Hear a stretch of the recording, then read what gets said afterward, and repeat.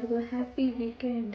ಈ ವೀಕೆಂಡ್ಗೆ ನಾನು ಇವತ್ತು ಮಧ್ಯಾಹ್ನ ಎಲ್ಲಾದರೂ ಒಳ್ಳೆ ಕಡೆ ಹೋಗ್ಬಿಟ್ಟು ಲಂಚ್ ಮಾಡಿ ಈ ವೀಕೆಂಡ್ ಎಂಜಾಯ್ ಮಾಡೋಣ ಅನ್ಕೊಂಡು ಇವತ್ತು ಮಾರ್ನಿಂಗ್ ಕಾಫಿ ನಮ್ಮ ಅಕ್ಕನ ಎಬ್ಬರ್ಸೋಣ ಓಕೆ ಇರ್ತಾಳೆ. ಅಟ್ಲೀಸ್ಟ್ ವೀಕೆಂಡ್ ಎದ್ದೋಳೋಣ ಅಂತ ಸಮೇತ ಇರಲ್ಲ ಇನ್ನು. Baby good morning. Good morning. ಎದ್ದೋಳು. ಇವತ್ತು ನಾವು ವೀಕೆಂಡ್ ಎಂಜಾಯ್ ಮಾಡೋಣ, ಓಕೆನಾ? ಫೈನಲಿ ನಾವು ರೀಚ್ ಆದ್ವಿ ರೆಸ್ಟೋರೆಂಟ್ಗೆ.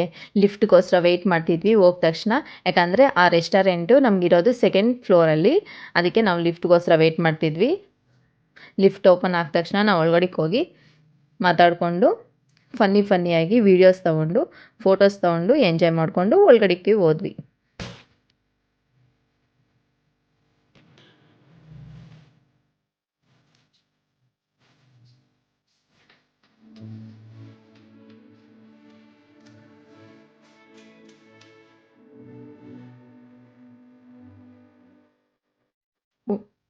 ಒಳಗಡೆಗೆ ಎಂಟ್ರಿ ಕೊಟ್ಟ ತಕ್ಷಣ ಮಾತ್ರ ಅಮೇಝಿಂಗ್ ಆಗಿತ್ತು ಆ ಪ್ಲೇಸು.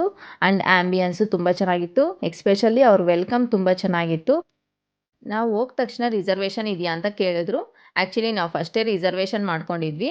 ಅದಕ್ಕೆ ಡೈರೆಕ್ಟಾಗಿ ನಮ್ಮ ಪ್ಲೇಸ್ ತೋರಿಸಿದ್ರು. ನಾವು ಅಲ್ಲೋಗಿ ಕೂತ್ಕೊಂಡ್ವಿ. ಇದು ಪ್ಯೂರ್ ವೆಜಿಟೇರಿಯನ್ ರೆಸ್ಟೋರೆಂಟ್. ಯಾಕಂದರೆ ನಾನು ಫಸ್ಟ್ ಆಫ್ ಆಲ್ ಅಂದ್ಕೊಂಡೆ ನಾನ್ ವೆಜ್ ತಿನ್ನೋಕೆ ಹೋಗೋಣ ಅಂತ. ಆದರೆ ಇಲ್ಲ, ನಮ್ಮ ಅಕ್ಕ ಇದು ತುಂಬ ಚೆನ್ನಾಗಿದೆ ಪ್ಲೇಸು ಅಂತ ಹೇಳಿದ್ದಕ್ಕೆ ನಾನು ಒಂದ್ಸಲ ಟ್ರೈ ಮಾಡೋಣ ಅಂತ ನಾವು ಈ ರೆಸ್ಟೋರೆಂಟ್ಗೆ ಹೋಗಿದ್ವಿ.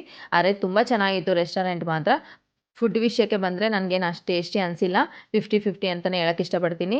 ಮತ್ತು ತುಂಬ ಕಾಸ್ಟ್ಲಿ ಅನ್ನಿಸ್ತು. ಆದರೆ ಕ್ವಾಂಟಿಟಿನೂ ತುಂಬ ಕಮ್ಮಿ ಇತ್ತು.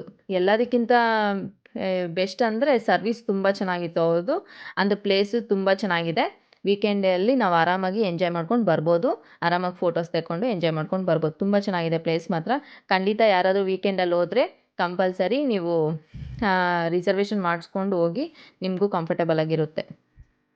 ನಿಮ್ಗೆ ಇಷ್ಟ ಆದರೆ ಲೈಕ್ ಮಾಡಿ, ಶೇರ್ ಮಾಡಿ, ಕಾಮೆಂಟ್ ಮಾಡಿ.